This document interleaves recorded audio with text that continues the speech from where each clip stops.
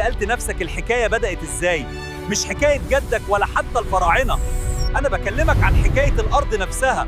أهلا بيكم في أضخم سلسلة وثائقية هنعملها سوا. هنعيد كتابة التاريخ من لحظة الصفر لحد الذكاء الاصطناعي، رحلة هتشوف فيها اللي عمرك ما تخيلته. بس عشان نفهم الحاضر لازم نرجع للأول خالص، قبل البشر وقبل الأرض وقبل حتى الزمن ما يبدأ. جهز نفسك واربط حزام الأمان، رحلتنا بتبدأ من هنا، من العدم.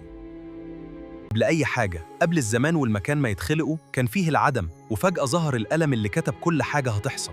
دي كانت لحظة البداية، واتكتب كل شيء، كل نفس، كل حركة، كل ورقة شجر هتقع، كله اتسجل بدقة لا نهائية في اللوح المحفوظ، الدستور اللي بيمشي عليه الكون لحد يوم القيامة. السماء والأرض كانوا حتة واحدة، وفي لحظة بأمر ربنا حصل الانفجار العظيم اللي ولد الكون كله من نقطة واحدة. شايفين الكرة النار دي؟ ما تصدقش ان دي الارض اللي احنا عايشين عليها. في الاول كانت جحيم حرفيا، براكين ونيازك وحراره تسيح الحديد، وما كانش فيه نقطه ميه واحده. عشان تبرد ربنا بعت لها اغلى هديه من الفضاء، الميه. مليارات المذنبات الجليديه نزلت عليها زي المطر، ومش بس ميه، كمان الحديد نزل من السماء عشان يثبت قلب الارض. وبعد ملايين السنين النار انطفت والارض كلها غرقت وبقت محيط واحد عملاق.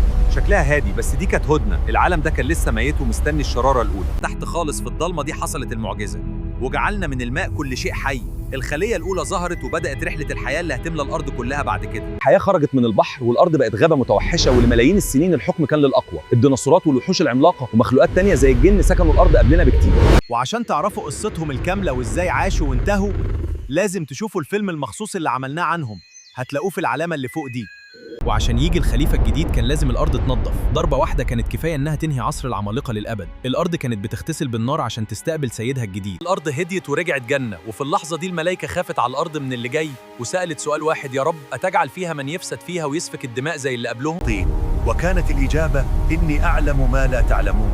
وربنا أمر بجمع قبضة من تراب الأرض كلها، الأحمر والأسود، الطيب والخبيث، عشان يتعجنوا بمية الجنة، وتبدأ مرحلة الطين. ونفخ فيه من روحه وسرى النور في الطين، ودببت الحياة عشان تبدأ قصة الإنسان، قصة آدم.